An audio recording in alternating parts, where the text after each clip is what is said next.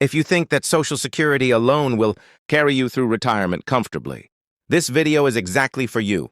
Today we're breaking down America's retirement system, what Social Security actually pays you, how much you really need to retire, and what happens if you depend only on government benefits.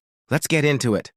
Let's go straight to the numbers. In 2026, the average retiree receives roughly $2,071 per month from Social Security.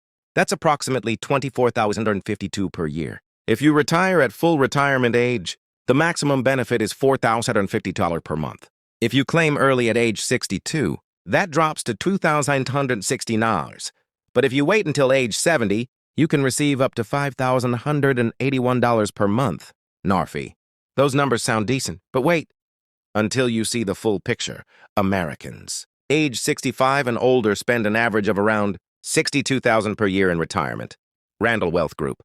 But the average Social Security benefit only provides about $24,350 per year. That leaves a gap of over $37,000 every single year.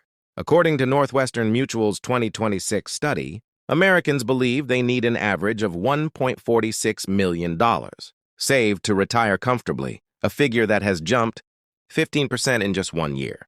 And the reality? The typical household between ages 65 and 74 has only around $200,000 in retirement accounts. So the gap isn't just financial. It's a planning gap, too. Let's talk about housing, because it changes everything. Those who own their home outright are in the strongest position. No mortgage, no rent. Their Social Security goes much further. But for renters, the situation is much harder. Retirees spent an average of $59,616 in 2025, roughly $5,000 per month, and housing is the single largest portion of that. In major cities like New York, Los Angeles, or Chicago, rent alone can easily exceed your entire Social Security check. Federal programs like Section 8 housing vouchers exist to help, but waiting lists can stretch for years.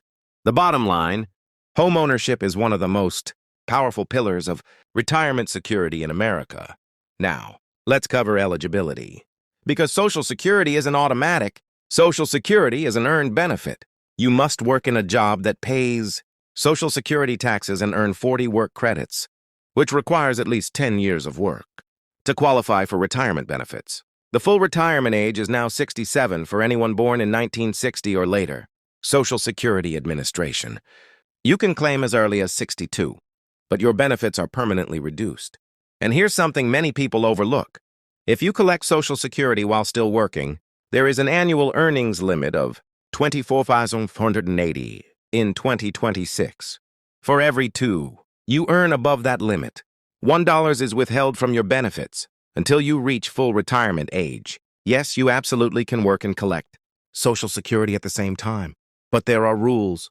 Once you reach full retirement age, there is no earnings limit whatsoever. You can earn as much as you like without any reduction to your benefits before that age. You need to plan carefully. Part-time work, freelancing, or consulting can all affect your monthly benefit if your income crosses the threshold. A little planning here can save you thousands. This is the section most people wish they had paid attention to earlier. In 2026, you can contribute up to $4,500 per year into a 401k or 403b plan on a tax-advantaged basis. Mercer Advisors. If you're 50 or older, catch-up contributions allow you to save even more. Financial experts recommend saving 10 times your annual salary by age 67. If you factor Social Security on top of your savings, the amount you need to save yourself decreases significantly. Remember the 4% rule. If you have $500,000 saved, you can withdraw roughly $20,000 per year safely. With $1 million, that's $40,000 per year. Social Security sits on top of that as additional income. The earlier you start, the less painful it is. Even small contributions in your 30s or 40s compound dramatically by the time you retire. Healthcare is one of the most underestimated retirement expenses and one of the most important to plan for. Medicare Part B carries a standard monthly premium of $290 in 2026. This is deducted directly from your Social Security check, meaning what actually hits your bank account is less than the headline figure. Long-term care, things like assisted living facilities or nursing homes, is generally not covered by Medicare. The average cost of assisted living can run $4,000 to $6,000 or more per month. This requires separate planning, whether through long-term care, insurance, or dedicated savings. So what's the takeaway from all of this? Social Security is a safety net, not a retirement plan. Nearly 46% of Americans say they don't expect to be financially prepared when retirement comes. CNBC, but this is fixable if you start planning now. Here are your 4 action steps. First, know your number. How much do you need every month in retirement? Write it down. Work backwards from there. Second, check your Social Security statement. You can create a free account at sa.gov and see exactly what you're projected to receive based on your earnings history. Third, start or increase your 401k or IRA contributions today. If your employer offers a match and you're not taking the full amount, you are leaving free money on the table. Fourth, speak with a financial advisor, especially about the timing of when to claim Social Security, how your savings interact with taxes, and Medicare planning.